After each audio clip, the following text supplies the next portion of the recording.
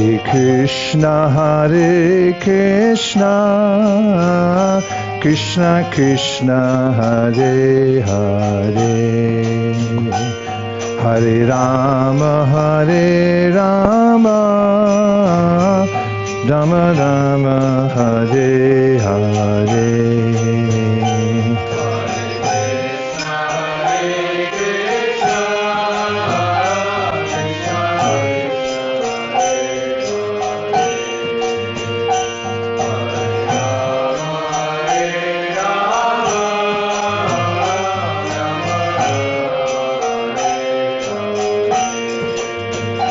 Hare Krishna,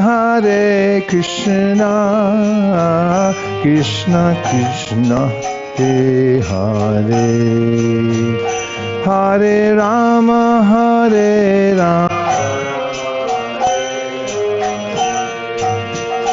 Hare Krishna, Krishna Krishna, Hare Hare, Hare Rama, Rama Rama, Hare Hare.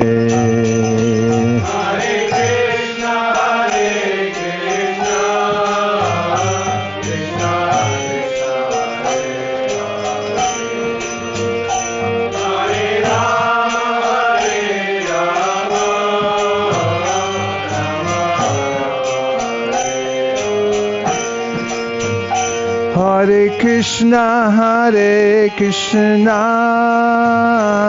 Krishna Krishna,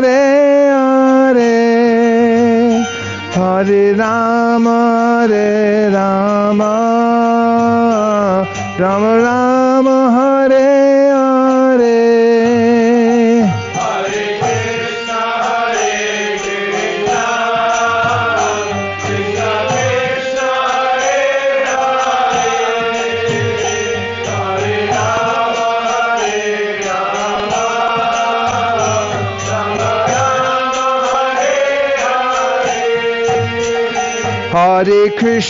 Hare Krishna,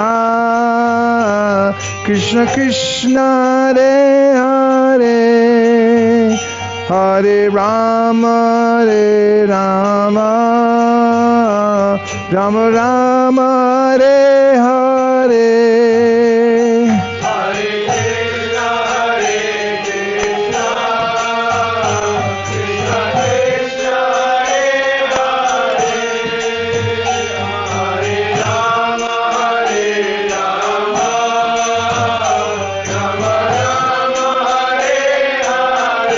Hare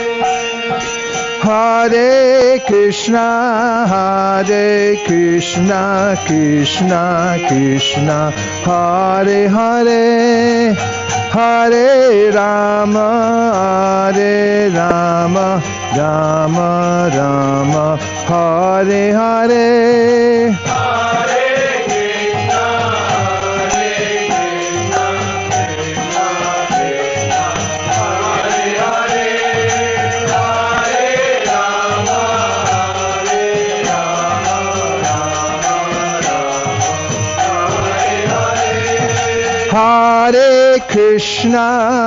Hare Krishna, Krishna Krishna, Hare Hare, Hare Rama, Rama Rama, Hare Hare. Hare Krishna, Krishna Krishna, Hare Hare, Hare Rama, Rama Rama, Hare Hare.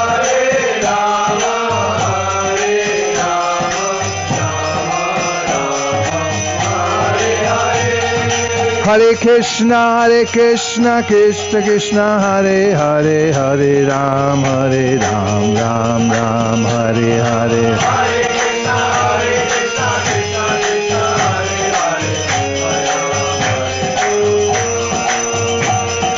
Hare Krishna, Krishna Krishna, Hare Hare, Hare Ram, Ram Ram, Hare Hare.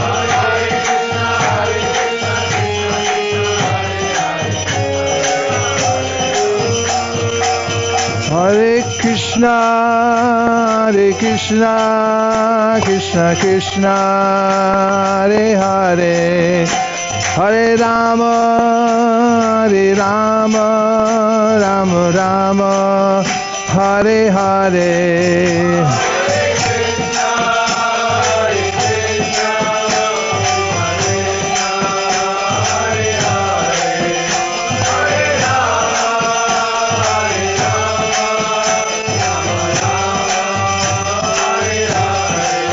Hare Krishna, Krishna Krishna, Hare Hare, Hare Rama, Rama Rama, Hare Hare.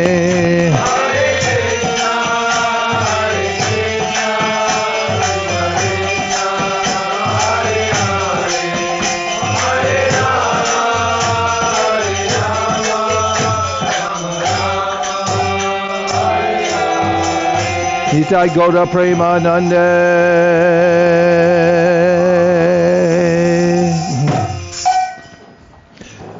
Jai Jai Shri Caitanya Jaya Nityanando. Jai Advaita Chandra Jaya Gauda Bhakta Vrinda.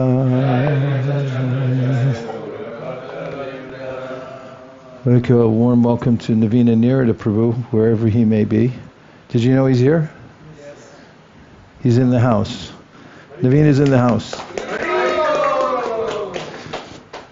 I don't see him in the outside people's party. He hasn't chosen a party yet.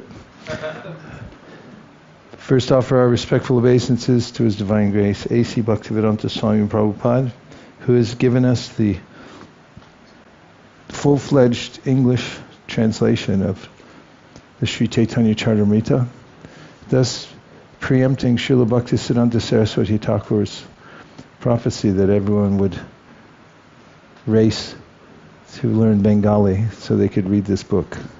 Prabhupada bridged that gap. We're taking up our reading of the Madhya Lila. We're at chapter 5, entitled The Activities of Sakshi Gopal.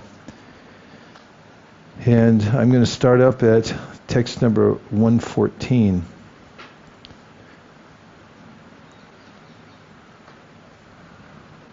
The Lord continued, I have become very much pleased by the truthfulness of you both.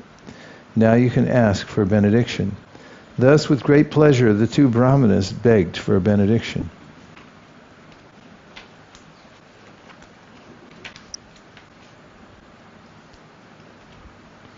The Brahmanas said, please remain here so that people all over the world will know how merciful you are to your servants.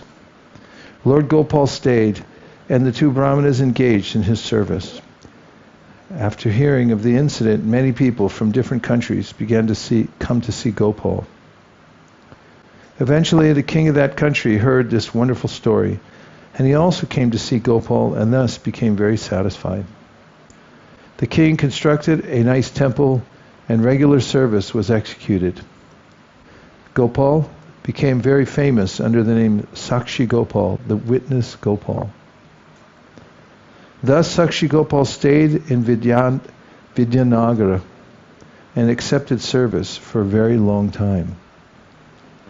Purport: this city of Vidyanagara is situated in Trilungadesh, South India, on the bank of the river Godavari. The place where the Godavari flows into the Bay of Bengal is called Kota Desh. The Orissa kingdom was very powerful, and Kota Desh was the capital of Orissa. It was then known as Vidyanagara. Formerly, this city was situated on the southern side of the river Godavari. At that time, King Purushottam Dev managed to control Orissa and appoint a government. The present city of Vidyanagara is on the southeast side of the river, only 20 to 25 miles from Rajamahendri. During the time of Maharaj Prataparuja, Sri Ramananda Roy was the governor there. Vijayanagra is not identical with Vidyanagara. Later there was a fight, and this country was conquered by King Purushottam Dev of Orissa. That king was victorious over the king of Vidyanagara, and he took possession of his throne, the Manikya Singhasana, which was bedecked with many jewels. King Purushottam Dev was a great devotee and was advanced in the civilization of the Aryans.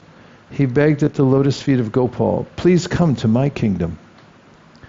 When the king begged him to come to his kingdom, Gopal, who was already obliged for his devotional service, accepted his prayer. Thus the king took the Gopal deity and went back to Cuttack. After winning the Manikya throne, King Purushottam Dev took it to Jagannath Puri and presented it to Lord Jagannath. In the meantime, he also established regular worship of the Gopal deity at Cuttack. When the Gopal deity was installed at Cuttack, the queen of Purushottam Dev went to see him and, with great devotion, presented various kinds of ornaments. The queen had a very valuable pearl, which she wore on her nose, and she wished to give it to Gopal. She then began to think as follows: "If there were a hole in the deity's nose, I could transfer the pearl to him." Considering this, the queen offered her obeisances to Gopal and returned to her palace. That night she dreamed that Gopal appeared and began to speak to her as follows: "During my childhood, my mother made a hole in my nose and with great endeavor set a pearl there. That very hole is still there, and you can use it to set the pearl you desired to give me." After dreaming this, the queen explained it to her husband, the king. Both the king and the queen then went to the temple with the pearl. Seeing the hole in the nose of the deity, they set the pearl there and, being very pleased, held a great festival. Since then, Gopal has been situated in the city of Cuttack, and he has been known ever since as Sakshi Gopal. Thus, Sri Chaitanya Mahaprabhu heard the narration of Gopal's activities. Both he and his personal devotees became very pleased. When Sri Chaitanya Mahaprabhu was sitting before the Gopal deity, all the devotees saw him and the deity as being of the same form. They were of the same complexion, and both had gigantic bodies. Both wore saffron cloth, and both were very grave. The devotees saw that both Lord Chaitanya Mahaprabhu and Gopal were brilliantly effulgent and had eyes like lotuses. They were both absorbed in ecstasy, and both their faces resembled full moons. When Nityananda saw the Gopal deity and saw Chaitanya Mahaprabhu in that way, he began to exchange remarks with the devotees, all of whom were smiling. Thus, with great pleasure, Lord Sri Chaitanya Mahaprabhu passed that night in the temple. After seeing the Mangalarti ceremony in the morning, he started on his journey. In his book, Chaitanya Bhagavat, Srila Vrindavan Das Thakur has very vividly described the places visited by the Lord on the way to Bhuvaneshwar. Purport: in his book Chaitanya Bhagavat, Antyakanda, Srila Vrindavan Das Thakur has very nicely described the Lord's journey en route to Cuttack. On that journey, the Lord visited a place known as Bahihashta, or Bala Kati Kachi. He then visited the city of Bhuvaneshwar, where Lord Shiva's temple is located. The temple of Bhuvaneshwar is situated about 5 to 6 miles from Bala Kati Kachi. The temple of Lord Shiva is mentioned in the Skanda Purana, in the narration about the Lord's garden and the one mango tree. A king named Kashiraj wanted to fight Lord Krishna, and consequently he took shelter of Lord Shiva to acquire the power to fight the Lord. Being pleased with his worship, Lord Shiva helped him fight Krishna. Lord Shiva's name is Ashutosh, which indicates that he is very easily satisfied when one worships him, regardless of the purpose, and he gives his devotee whatever benediction the devotee wants. Therefore, people are generally very fond of worshipping Lord Shiva. Thus, Kashiraj was helped by Lord Shiva, but in the fight with Lord Krishna, he was not only defeated but killed. In this way, the weapon known as Pashupata Astra was baffled, and Krishna set fire to the city of Kashiraj, city of Kashi. Later, Lord Shiva became conscious of his mistake in helping Kashiraj, and he begged Lord Krishna's forgiveness. As a benediction from Lord Krishna, he received a place known as Ekamra Kanana. Later, the kings of the Keshari dynasty established their capital there, and for many hundreds of years they reigned over the state of Orissa. When Sri Chaitanya Mahaprabhu arrived at Kamalapur, he took his bath in the Bhargi Nadi River, and left his sannyas staff in the hands of Lord Nityananda. Purport: in the Chaitanya Bhagavat, Antyakanda chapter 2, it is said that when Lord Sri Chaitanya Mahaprabhu arrived at Sri Bhuvaneshwar, he visited the temple of Lord Shiva known as Gupta Kashi, the concealed Varanasi. Lord Shiva established this as a place of pilgrimage by bringing water from all holy places and creating the lake known as Bindu Sarovara. Sri Chaitanya Mahaprabhu took his bath in this lake, feeling a great regard for Lord Shiva. From the spiritual point of view, people still go to take a bath in this lake. Actually, by taking bath there, one becomes very healthy, even from the material viewpoint. Taking a bath and drinking the water of this lake can cure any disease of the stomach. Regular bathing certainly cures indigestion.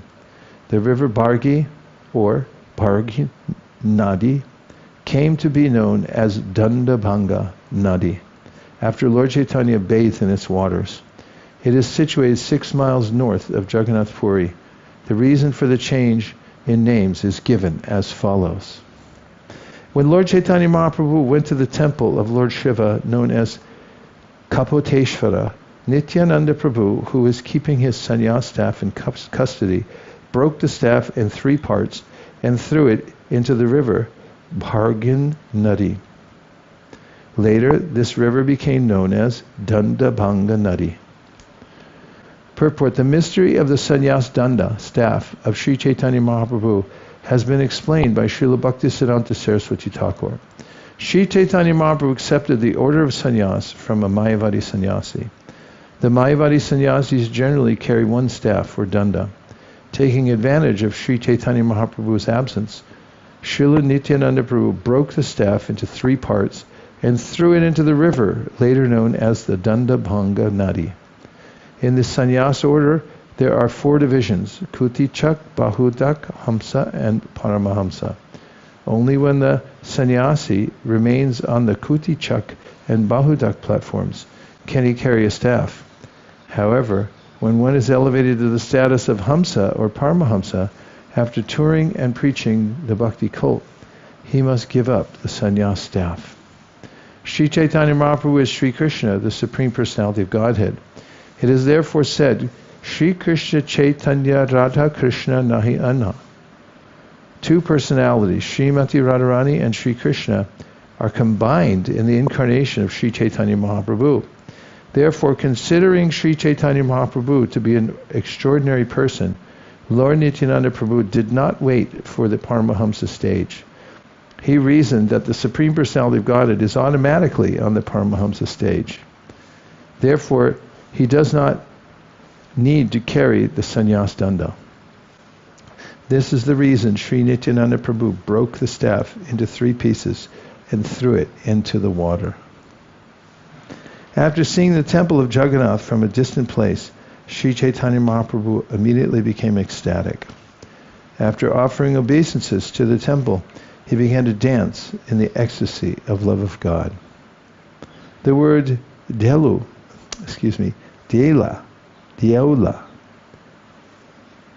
do you concur or not? Deula. The word Deula refers to the temple where the Supreme Personality of Godhead is situated. The present temple of Jagannath Puri was constructed by King Ananga Bhima. Historians say this temple must have been constructed at least 2,000 years ago. During the time of Sri Chaitanya Mahaprabhu, the small buildings surrounding the original temple had not been constructed, nor was the high platform in front of the temple present during the time of Sri Chaitanya Mahaprabhu. All the devotees became ecstatic in the association of Lord Chaitanya, and thus absorbed in love of God, they were dancing and singing while going along the main road.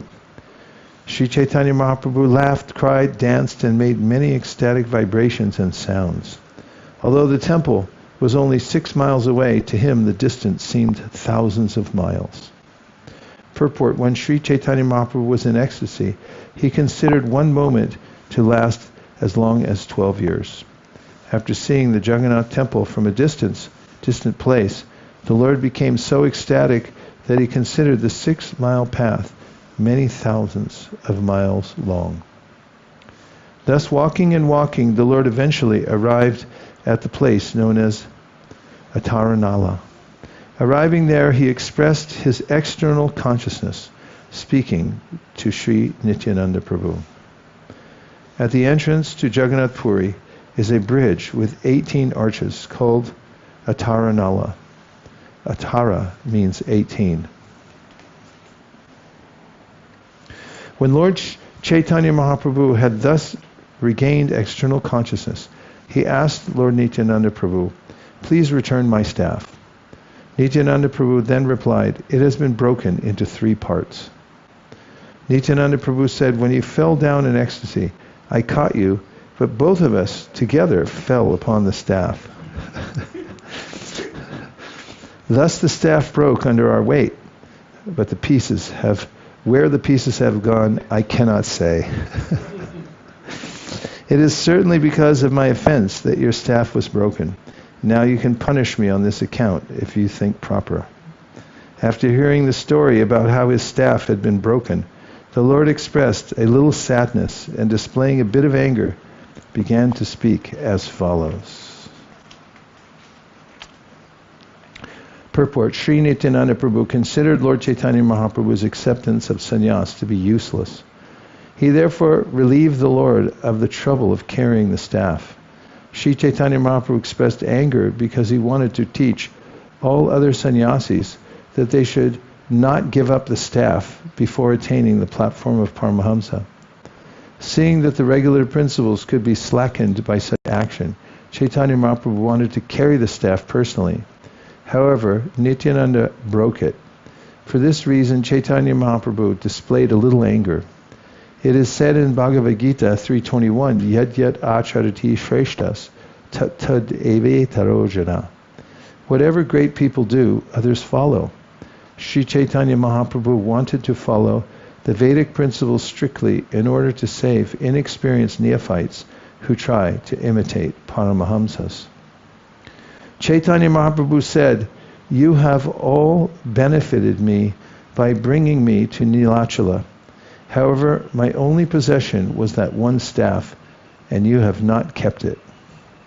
So all of you should go before or behind me to see Lord Jagannath. I shall not go with you." Mukunda Datta told Sri Chaitanya Mahaprabhu, "My Lord, you should go ahead and allow all the others to follow. We shall not go with you." Sri Chaitanya Mahaprabhu then began to walk very swiftly before all the other devotees. No one could understand the real purpose of the 2 lords, Chaitanya Mahaprabhu and Nityananda Prabhu. The devotees could not understand why Nityananda Prabhu broke the staff, why Sri Chaitanya Mahaprabhu permitted him to do so, or why, after permitting him, Chaitanya Mahaprabhu became angry. The pastime of the breaking of the staff is very deep. Only one whose devotion is fixed upon the lotus feet of the 2 lords can understand it. Purport: one who understands Sri Chaitanya Mahaprabhu and Sri Nityananda Prabhu in reality can understand their identity as well as the breaking of the staff. All the previous acharyas, being induced to engage themselves fully in the service of the Lord, gave up attachment for material life and thus accepted the staff, which signifies full engagement of the mind, speech, and body in the service of the Lord. Sri Chaitanya Mahaprabhu accepted the regulative principles of the renounced order of life. That is completely clear. However, in the Paramahamsa stage, there is no need to accept a danda. And Sri Chaitanya Mahaprabhu was certainly in the Paramahamsa stage. Nonetheless, to indicate that everyone should take sannyas at the end of life in order to engage fully in the service of the Lord, even Paramahamsas like Sri Chaitanya Mahaprabhu and his confidential devotees follow the regulative principles unfailingly. Indeed, that was his purpose. Nityananda Prabhu, who is his eternal servitor, believed that there was no need for Sri Chaitanya Mahaprabhu to carry the staff and to declare to the world that Sri Chaitanya Mahaprabhu was above all regulations. He broke it into 3 pieces. The pastime known as Danda Bhanga Lila is thus explained by Srila Bhaktisiddhanta Saraswati Thakur. For those who haven't been there, it's a very beautiful holy place near Jagannath Puri that we usually go to when we do our yatra there. It's right on the Dangabanga Nadi, and the water is so crystal clear I couldn't help but dive in last time. And the breezes coming off the river, we sit and have kirtan and talk up there on a platform that's just above the river. I want to, at this point, bring up something, continue the thread. As yesterday I mentioned how Prabhupada had said that those on traveling Sankirtan, he gave indication they could take what they wish. He wanted to end that controversy, and then Devavrata Prabhu had brought up, well, what about bread? And I said, no bread, because it's really gross. But in any case, there's another recording I remembered. It's on the record. Prabhupada in a room conversation with Tamal Krishna Maharaj and somebody else. I can't remember who else was in the room, but it was Tamal Krishna Maharaj was asking about strictness in various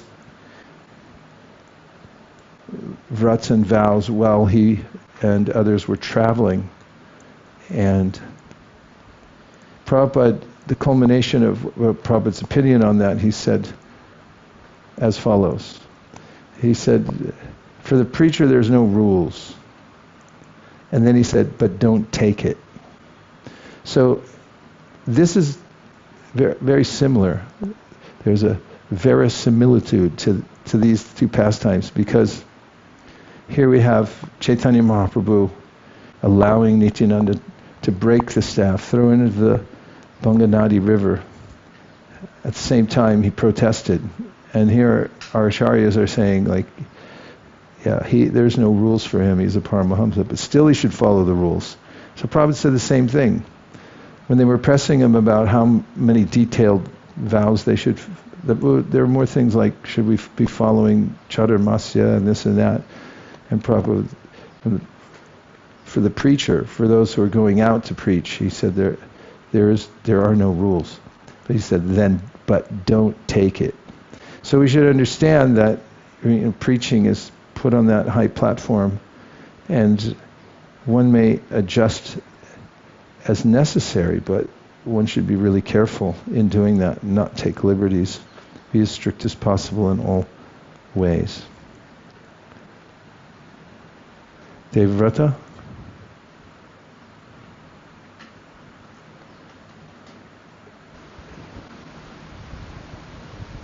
I know you didn't raise your hand. I just thought I'd ask you if you had any comment, since you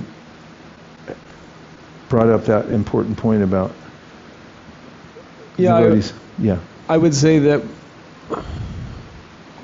we have to be careful with these statements, because sometimes if they enter into the parlance of circumstances where you do have the option to be able to cook for yourself, you do have the option.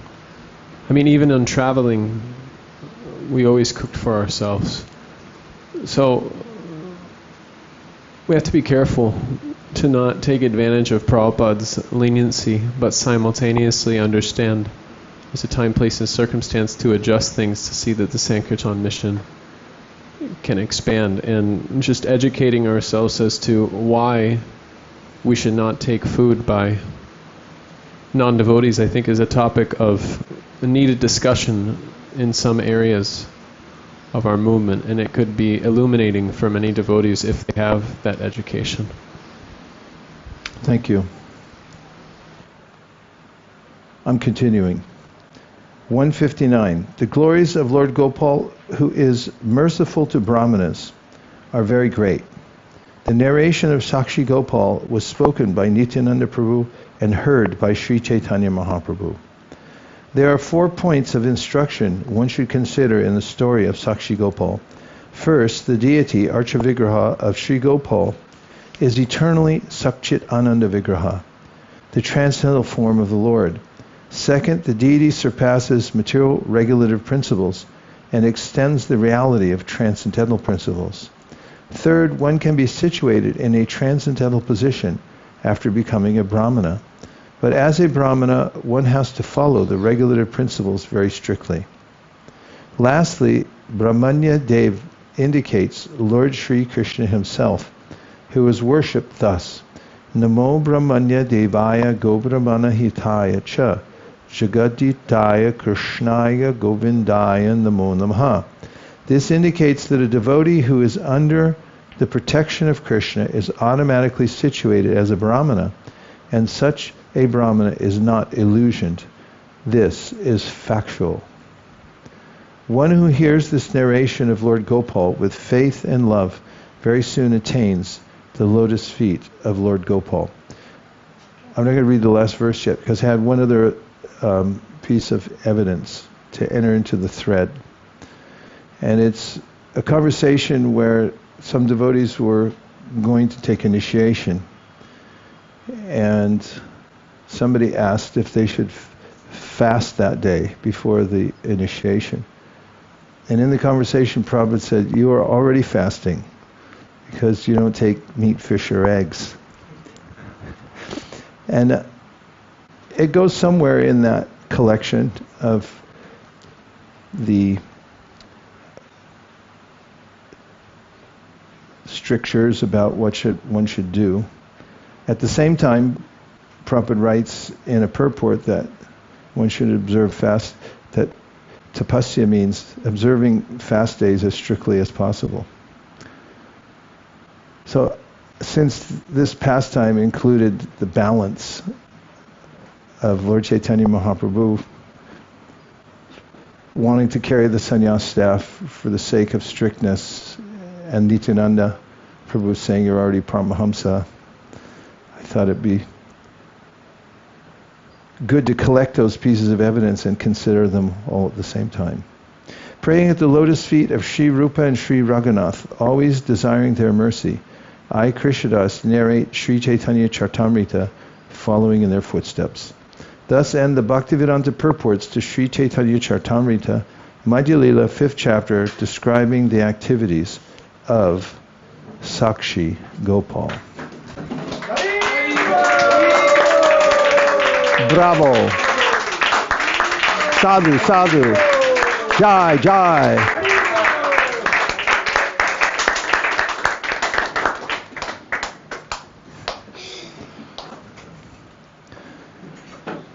Chapter 6, the liberation of Sarvabhauma Bhattacharya.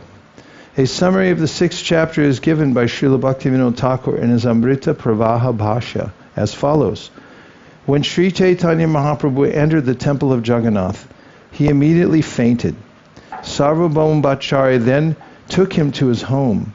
Meanwhile, Gopinathacharya, the brother-in-law of Sarvabhauma Bhattacharya, met Mukunda Datta and talked to him about Chaitanya Mahaprabhu's acceptance of sannyas and his journey to Jagannath Puri.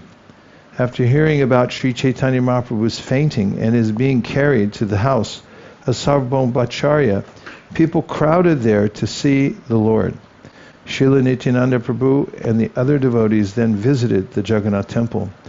And when they came back to the house of Sarvabhauma Bhattacharya, Sri Chaitanya Mahaprabhu returned to external consciousness. Sarvabhauma Bhattacharya received everyone and distributed Mahaprasadam with great care. The Bhattacharya then became acquainted with Sri Chaitanya Mahaprabhu and arranged accommodations at his aunt's house. His brother-in-law Gopinath Acharya established that Lord Chaitanya Mahaprabhu was Krishna himself, but Sarvabhauma and his many disciples could not accept this. However, Gopinath Acharya convinced Sarvabhauma that no one can understand the Supreme Personality of Godhead without being favored by him. He proved by Shastra quotations from the revealed scriptures, that Sri Chaitanya Mahaprabhu was Krishna, himself in person. Still, Sarvabhauma did not take these statements very seriously. Hearing all these arguments, Chaitanya Mahaprabhu told his devotees that Sarvabhauma was his spiritual master and that whatever he said out of affection was for everyone's benefit. When Sarvabhauma met Sri Chaitanya Mahaprabhu, he asked him to hear Vedanta philosophy from him. Sri Chaitanya Mahaprabhu accepted the proposal, and for 7 days he continually heard Sarvabhauma Bhattacharya explain the Vedanta Sutra. However, the Lord remained very silent. Because of his silence, the Bhattacharya asked him whether he was understanding the Vedanta philosophy. And the Lord replied, "Sir, I can understand Vedanta philosophy very clearly, but I cannot understand your explanations." There was then a discussion between the Bhattacharya and Sri Chaitanya Mahaprabhu concerning the authority of the Vedic scriptures, specifically the Upanishads and Vedanta Sutra. The Bhattacharya was an impersonalist, but Sri Chaitanya Mahaprabhu proved that the Absolute Truth is the Supreme Personality of Godhead. He proved that the conceptions of the Mayavadi philosophers concerning the impersonal Absolute Truth are incorrect. The Absolute Truth is neither impersonal nor without power. The greatest mistake made by the Mayavadi philosophers is in conceiving the Absolute Truth to be impersonal and without energy. In all the Vedas, the unlimited energies of the Absolute Truth have been accepted. It is also accepted that the Absolute Truth has his transcendental, blissful, eternal form. According to the Vedas, the Lord and the living entity are equal in quality but different quantitatively. The real philosophy of the Absolute Truth states that the Lord and his creation are inconceivably and simultaneously one and different. The conclusion is that the Mayavadi philosophers are actually atheists. There was much discussion on this issue between Sarvabhauma and Chaitanya Mahaprabhu, but despite all his endeavors, the Bhattacharya was defeated in the end. At the request of Sarvabhauma Bhattacharya, Sri Chaitanya Mahaprabhu then explained the Atmarama verse of Srimad Bhagavatam in 18 different ways. When the Bhattacharya came to his senses, Sri Chaitanya Mahaprabhu disclosed his real identity. The Bhattacharya then recited 100 verses in praise of Lord Chaitanya Mahaprabhu and offered his obeisances. After this, Gopinath Acharya and all the others, having seen the wonderful potencies of Lord Chaitanya Mahaprabhu, became very joyful. One morning after this incident, Sri Chaitanya Mahaprabhu received some prasadam from Jagannath and offered it to Sarvabhauma Bhattacharya.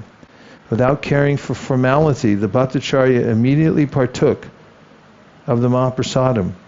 On another day, when the Bhattacharya asked Sri Chaitanya Mahaprabhu the best way to worship and meditate, the Lord advised him to chant the Hare Krishna Maha Mantra. On another day, the Bhattacharya wanted to change the reading of the Tate Anukampam Susamikshamano verse because he did not like the word Muktipad. He wanted to substitute the word Bhaktipad. Sri Chaitanya Mahaprabhu advised Sarvabhauma Bhattacharya not to change the reading of Srimad Bhagavatam because Muktipad indicated the lotus feet of the Supreme Personality of Godhead, Lord Krishna. Having become a pure devotee, the Bhattacharya said, "Because the meaning is hazy, I still prefer Bhaktipad." At this, Sri Chaitanya Mahaprabhu and the other inhabitants of Jagannath Puri became very pleased. Sarvabhauma Bhattacharya thus became a pure Vaishnava, and the other learned scholars there followed him. So we'll just take a few reflections or questions.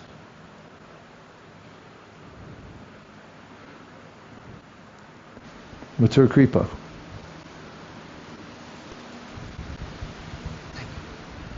Hare Krishna, Guru Maharaj. At the beginning of the reading, we heard how I believe the wife of the king, she wanted to offer a nose ring to Gopal.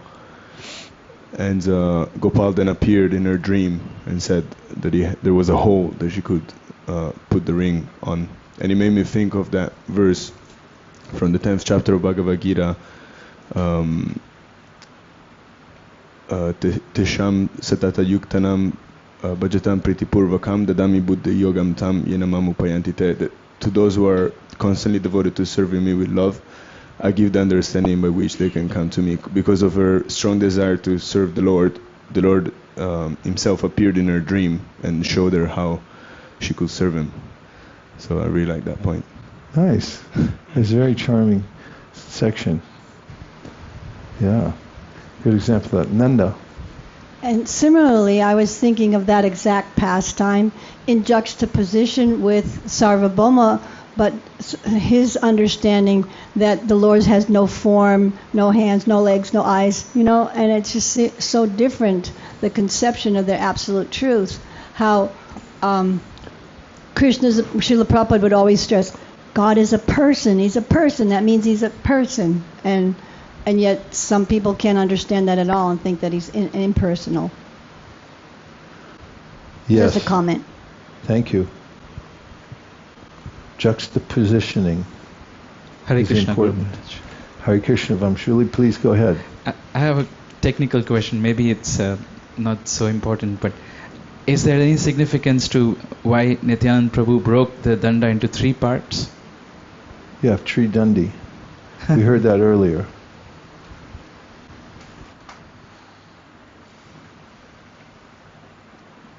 That one staff, it was just, he took him the Shankaracharya initiation. So he only had one. So he broke it into 3. Because Vaishnavas are Tri Danda.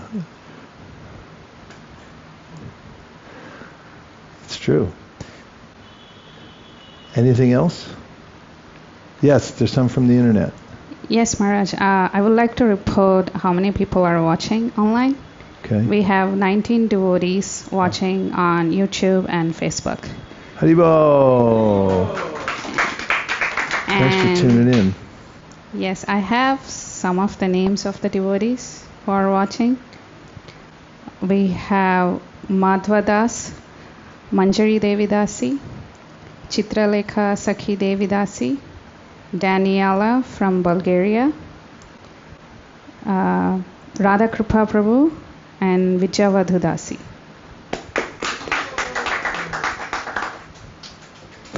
Ega Chakapran. Regarding the pearl, I've heard it said that it's not proper to offer something to Krishna that you've already worn, and it was clearly stated that she had worn that, and here's Krishna asking for her to give it to him. Can you speak a little bit about that? Is it possible to offer something to Krishna after you've worn it or someone else has worn it? If Krishna asks you. Generally sages don't ride in conveyances, but Krishna asked them to get in the chariot to go with him to see Shrutadev and Baulashva, so they got in. And Vishwanath Chakravarti Thakur says when Krishna requests something, you just do it. And it's a special case. It's more spontaneous devotional service than it is Vidhi Bhakti, in which we wouldn't do something like that. One other lingering question from yesterday, if I may. Yes, please. It was mentioned that Madhavendra Puri... You got to go closer or something. Or are you hearing okay out there? No. Can you hear me now? Keep it close. Keep it close. It was mentioned that Madhavendra Puri was the first acharya to bring this realization of conjugal love. And I was wondering how we can understand that he introduced that when Prabhupada is often saying, don't add anything, don't remove anything. And wouldn't the previous acharyas have seen that clearly in the Bhagavatam? The previous acharyas seen... Oh, well, it's like the growth of of a plant. It comes up and then it bears fruit. And the same tree, but in some places just slightly different flavors. Like in a tree, if you taste the bark, you're not going to taste the same thing as the fruit. And so it's a fructification that comes up to the point of Madhavendra Puri, who introduces it. It's actually introducing it because Chaitanya Mahaprabhu is coming. Everything actually comes from Chaitanya Mahaprabhu, but we celebrate Madhavendra Puri because he was the precursor to introduce it so that Chaitanya Mahaprabhu could bring it out fully to the whole world as part of his mission. That's kind of like, in a similar vein, when Chaitanya Mahaprabhu took sannyas, he had gone to his sannyas guru, and he said, "I've heard that this is the mantra you're going to give me. I just want to verify." And he spoke it into the ear of his guru, and his guru said, "Yeah, that's it." So when his guru gave him back the mantra, actually Mahaprabhu had already initiated his guru, so it wouldn't have been proper for his guru to initiate him. I mean, there's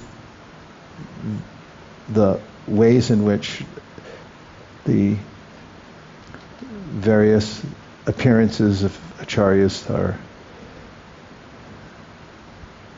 setting up the appearance of Lord Chaitanya Mahaprabhu. And there's something about that in other writings that Mahaprabhu had taken from each one of the four acharyas a specific aspect of devotional service and emphasized it and brought it into his complete system for devotional service. But it's that they were given the opportunity to sort of incubate it so that he could bring it out. But your real question is, why wouldn't have everyone seen it? But it's because one can see according to the level of one's advancement in devotional service. And those who are deputed at a certain time to present the teachings of Krishna according to their position, they present a particular aspect of Krishna consciousness. But that's why we celebrate Lord Chaitanya Mahaprabhu's appearance, because he comes to bring it all together into harmonic convergence and present Anarpita Charyam Shirat, what nobody else has ever presented before. Yes, Prabhu.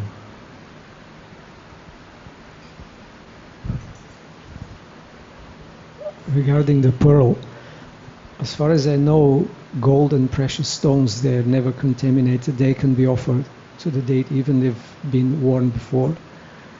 I can check again in Hari Bhakti Vilas, but I think that's part of the rule. So it is okay to offer jewels. And there's this famous story of a prostitute from South India who was very wealthy. She had a big mansion and a garden, and in the garden some Vaishnava was just passing by the estate, did some kirtan and hearing and chanting. She just overheard and her heart transformed. She became devotee, went to see Ranganath and was very attracted. She wanted to present her the most precious jewel. She had so many jewels, but she was shy. And then Ranganath appeared in the dream of the pujari and told him, "I want you to go and ask her for this jewel, but not only that, you ask her to put it on me," which was scandalous for a prostitute to climb on the altar. But if Krishna wants, what can you do? So she did it. Thank you. Good to know about the purity of gems and gold. Also, just to add on to one purport, it said You got to Prabhupada. keep that really close, otherwise they can't hear out there. Okay. Prabhupada said that in the Bindu Sarova River, if you drink the water there, you'll cure any like stomach diseases or stomach problems. And I remember one pastime, Prabhupada was near that river and he had his disciples go get the water for him to drink, just to emphasize that point. So that's nice. Nice. Okay. Yes, Mukharavind. And then one out in the outside people's party. Maharaj, I have one reflection and one question. So I think continuing on the same point, when the Lord says sometimes spiritual master asks his disciple to give the class in front of him, so it's like it can be seen like a difficult situation for a disciple to give class, but if because spiritual master is asking, he do as a service.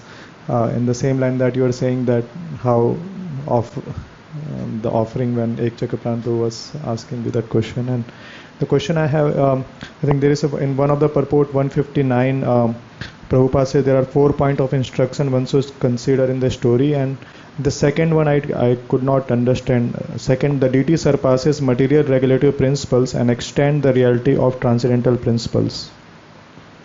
What page is it? 530. 530. What's the verse number, please? 159. Right, I remember there was lessons. There are 4 points of instruction one should consider the story of Shoks. First, the deity Archavigraha of Sri Gopal is eternally Satchidananda Vigraha, the transcendental form of the Lord. Second, the deity surpasses material regulative principles and extends the reality of transcendental principles. This deity surpasses material regulative principles and extends the reality of transcendental principles.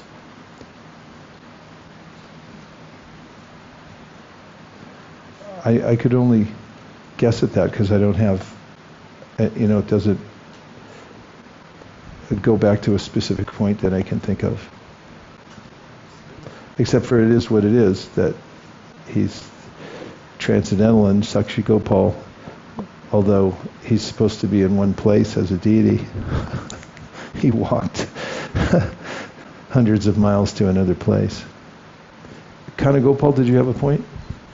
Hare Krishna, Guru Maharaj. I have a question. Srila Prabhupada writes here that Lord Chaitanya Mahaprabhu explained the Atma Rama verse in 18 ways. Mm-hmm. And I was just reading also the introduction to the Srimad Bhagavatam where he states it was explained in 64 different ways. Do you happen to know why there's a difference in that number? Well, there's mention that he did it in various times and places, so other people wanted to hear him expound on that. And so sometimes there's a variance in which number is used from different incidences. There was one outside people's party. Hare Krishna, I have a question on the summary of chapter 6. Mm-hmm. It says there that Lord Chaitanya remained very silent when he was hearing from Sarvabhauma Bhattacharya. Mm-hmm. And I was remembering last year we read Canto 3, and I don't remember, I made a note of it, but I don't remember exactly in what context, but it was saying that on the point of silence, you mentioned on a devotee's comment that we need to deal with interpersonal conflict personally, directly and quickly, and then silent harboring is not good because it destroys the foundation of trust. And your disciple Narad Muni Prabhu mentioned this phrase, cold silence has the tendency to atrophy any sense of empathy. So this point on silence, because sometimes devotees, they don't reply, they just remain quiet unless someone asks that why. In this case, Sarvabhauma Bhattacharya asked him, did you not understand? But in dealing with devotees, it seems silence is sometimes better unless that person comes to us or to a certain devotee and ask what's the problem or what's going on. I see. Well, there may be a slight mismatch in understanding this in the situations. For Sri Chaitanya Mahaprabhu, Sarvabhauma Bhattacharya took it as, for those days, as the role of a student to listen until he realized that he hadn't asked any questions. And then he asked him to say something. Or if he asked him if he understood, and he said, no, I understand. It's just that you've covered the meaning. The other context of silence and how we had said it's not good. There is a kind of passive aggressive way that people can be silent because it's a torturous thing to not speak when there's a situation to be resolved. And if somebody withdraws and just refuses to talk about it, it's a kind of ultimatum that I'm not talking to you because I'm so disgusted with you or something like that. That was a different kind of case. So different kinds of silence. Silence is golden when it's used properly. And it's one of the more beautiful pastimes. It doesn't come off as passive-aggressive at all. Chaitanya Mahaprabhu was completely submissive to Sarvabhauma Bhattacharya. In fact, when everyone else was escalating, there was a big argument going on at his house about who he was. And Gopinath Acharya said, no, he's the Supreme Personality of Godhead. There was a big argument going on. And Mahaprabhu said, well, anyway, he's my spiritual master. Let him teach me. So it was a kind of preaching. And sometimes that type of silence can be very effective. Maybe I told the story, but it was in Santa Cruz on the street distributing books, and I met this guy with his daughter. She was 12 years old. And I gave him a book and told him about it. He was a Mr. Know-it-all. And at the end I asked him for a donation. Then he gave the book back very indignantly and went on for about 5 minutes telling his daughter about, hey, see, all the religions are the same. They just want money. And then he went on a diatribe talking about how everything's the same. The light post and the dog over there, they're the same thing. There is no difference between anything. He just went on, and I didn't say anything for 5 minutes. I just let him talk, and then after 5 minutes he took the book back, gave me $5 and handed the book to his daughter and said, here, you read it. And he just realized Chaitanya Mahaprabhu did that for effect. It wasn't out of a sense of being passive-aggressive or trying to disturb his mind. He was letting him see his own folly in talking to the Lord in such a highfalutin way, because when Lord Chaitanya starts to talk, then he realized through his intellect that he's the Supreme Personality of Godhead, especially with the Atma Rama verse explanations. Okay, so let's go on a little more. Is everyone okay? Yes. Okay. We're at text number 1. I offer my respectful obeisances unto Lord Gaurachandra, the Supreme Personality of Godhead, who converted the hard-hearted Sarvabhauma Bhattacharya, the reservoir of all bad logic, into a great devotee. All glories to Lord Chaitanya Mahaprabhu. All glories to Lord Nityananda. All glories to Advaita Acharya. And all glories to all the devotees of Lord Chaitanya. In ecstasy, Sri Chaitanya Mahaprabhu went from Ataranala to the temple of Jagannath. After seeing Lord Jagannath, he became very restless due to love of Godhead. Lord Sri Chaitanya Mahaprabhu went swiftly to embrace Jagannath, but when he entered the temple, he was so overwhelmed with love of Godhead that he fainted to the floor. When Sri Chaitanya Mahaprabhu fell down, Sarvabhauma Bhattacharya happened to see him. When the watchman threatened to beat the Lord, Sarvabhauma Bhattacharya immediately forbade him.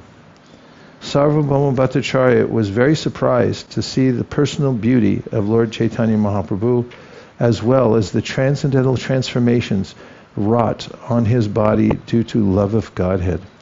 Sri Chaitanya Mahaprabhu remained unconscious for a long time. Meanwhile, the time for offering prasadam to Lord Jagannath came, and the Bhattacharya tried to think of a remedy.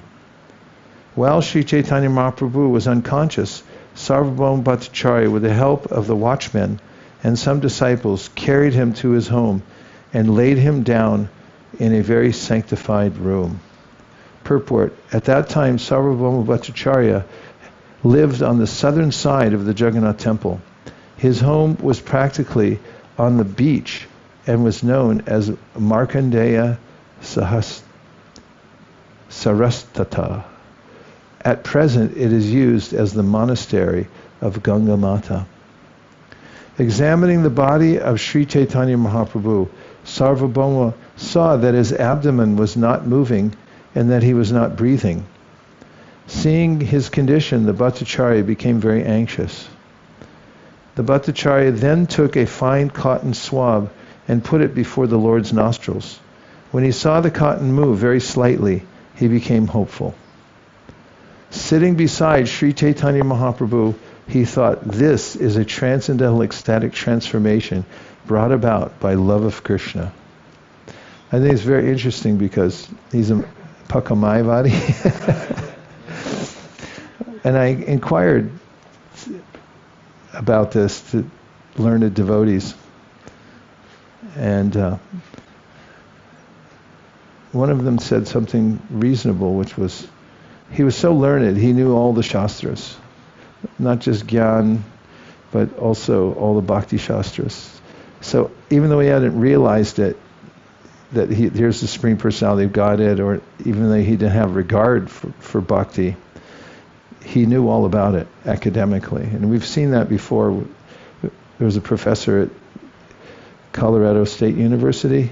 He had read all the Prabhupada's books twice, but it was all academic until he became a devotee, and then it became a very different situation altogether. But that one could have the perspective and know that this is a symptom of love of Krishna. Upon seeing the sign of Sudipa Sattvika, Sarvabhauma Bhattacharya could immediately understand the transcendental ecstatic transformation in the body of Lord Chaitanya Mahaprabhu. Such a sign takes place only in the bodies of eternally liberated devotees. Purport: the word Sudipta Sattvika is explained in the following way by Srila Bhaktisiddhanta Saraswati Thakur. The Bhakti Rasamrita Sindhu mentions 8 kinds of transcendental transformations in the bodies of advanced devotees. These are sometimes checked by the devotees, and there are 2 stages of such checking, technically known as Dhumayita and Jwalita. The Dhumayita smoking stage is exhibited when only 1 or 2 transformations are slightly present, and it is possible to conceal them.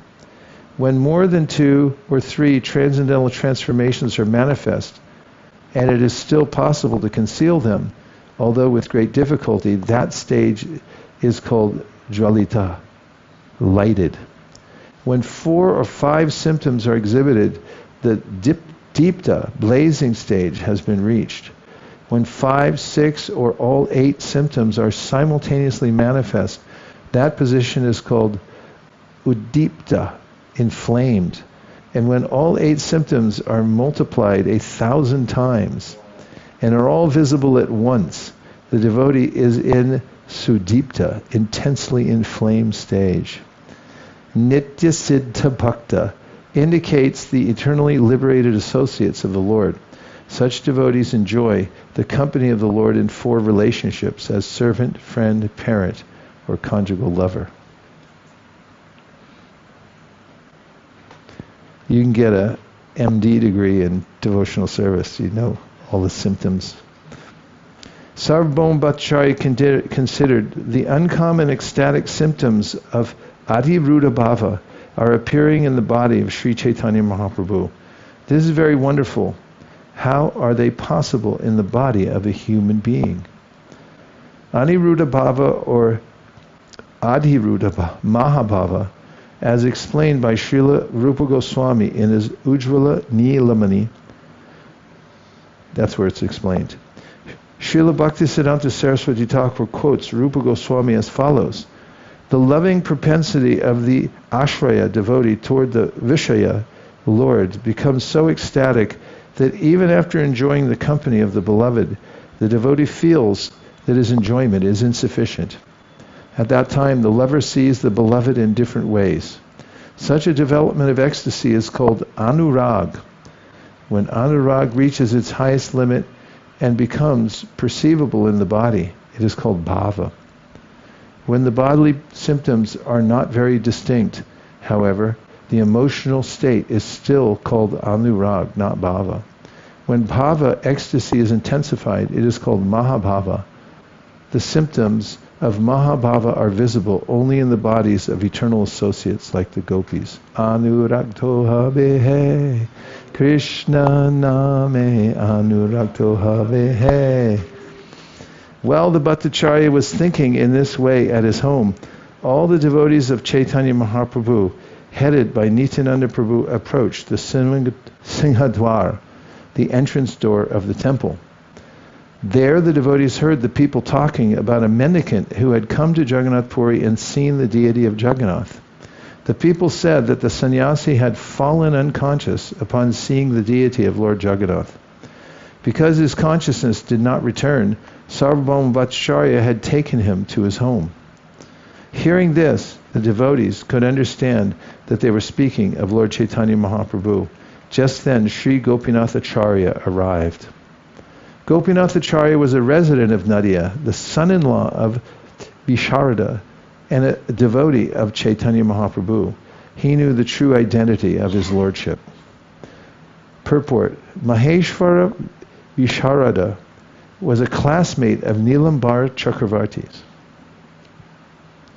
He lived in the Nadia district in a village called Vidyanagara and had two sons named Madhusudana Vachaspati and Vasudeva Sarvabhauma. His son-in-law was Gopinath Acharya. Gopinath Acharya had previously been acquainted with Mukunda Datta, and when the Acharya saw him at Jagannath Puri, he was very much astonished. Mukunda Datta offered obeisances unto Gopinath Acharya upon meeting him. Then the Acharya embraced Mukunda Datta and inquired about the news of Sri Chaitanya Mahaprabhu. Mukunda Datta replied, "The Lord has already arrived here.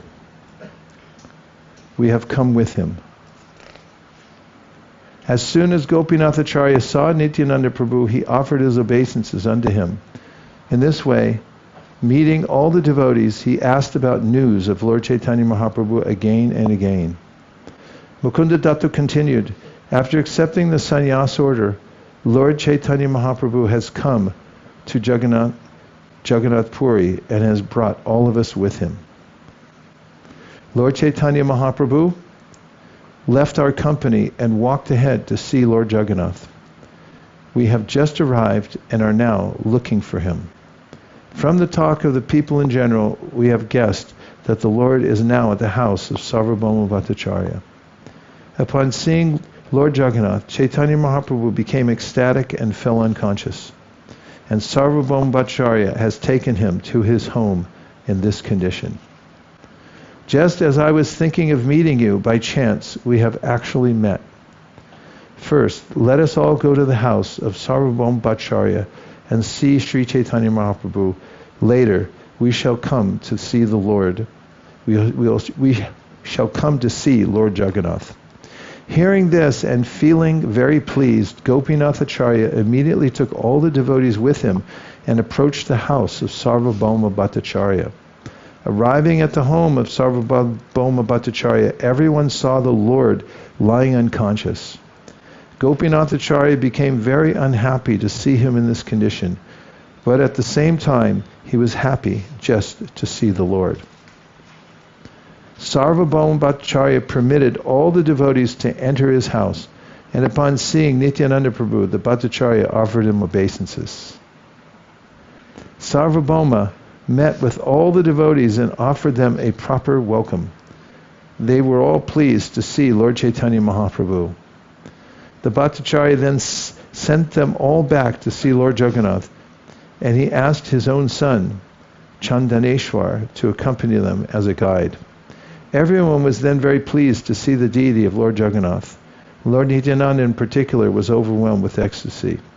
When Lord Nityananda Prabhu nearly fainted, all the devotees caught him and steadied him. At that time, the priest of Lord Jagannath brought a garland that had been offered to the deity and offered it to Nityananda Prabhu. Everyone was pleased to receive this garland worn by Lord Jagannath. Afterwards, they all returned to the place where Lord Sri Chaitanya Mahaprabhu was staying. All the devotees then began to loudly chant the Hare Krishna mantra. Hare Krishna, Krishna Krishna, Hare Rama, Rama Hare. Just before noon, the Lord regained his consciousness. Chaitanya Mahaprabhu got up and very loudly chanted. Sarvabhauma Bhattacharya was very pleased to see the Lord regain consciousness, and he took the dust of the Lord's lotus feet. The Bhattacharya informed all of them, "Please take your midday baths immediately. Today I shall offer you Mahaprasadam, the remnants of food offered to Lord Jagannath." After bathing in the sea, Sri Chaitanya Mahaprabhu and his devotees returned very soon. The Lord then washed his feet and sat down on a carpet to take lunch. Sarvabhauma Bhattacharya made arrangements to bring various kinds of Mahaprasadam from the Jagannath temple. Sri Chaitanya Mahaprabhu then accepted lunch with great happiness. Chaitanya Mahaprabhu was offered special rice and first-class vegetables on golden plates. He thus took lunch in the company of his devotees. While Sarvabhauma Bhattacharya personally distributed the prasadam, Lord Chaitanya Mahaprabhu requested him, "Please give me only boiled vegetables." Lapra Vyanjana is a preparation in which many vegetables are boiled together and then a chunk is added, consisting of spices like cumin, black pepper, and mustard seed. You can offer the cakes and preparations made with condensed milk to all the devotees. Hearing this, the Bhattacharya folded his hands and spoke as follows. Today, all of you, please try to taste the lunch just as Lord Jagannath accepted it. After saying this, he made them all eat the various cakes and condensed milk preparations. After feeding them, he offered them water to wash their hands, feet, and mouths. Begging permission from Lord Chaitanya Mahaprabhu and his devotees, Sarvabhauma Bhattacharya then went with Gopinath Acharya to take lunch. After finishing their lunch, they returned to Lord Chaitanya Mahaprabhu. And that brings us to our Gayatri break. We'll be back here again in the live studios here at Bhaktivedanta Ashram at Govardhana Hill at 12:01. Panchakalpaduruscha kripa sindhubheva cha patitanam pavanibhyo vaishnavebhyo namo nantakoti vaishnaviniki jai. And on this break, try to introduce yourself to somebody who you haven't met yet. That's your homework. That's why we have extra time on the break. If we catch you talking to your friends, you're in big trouble.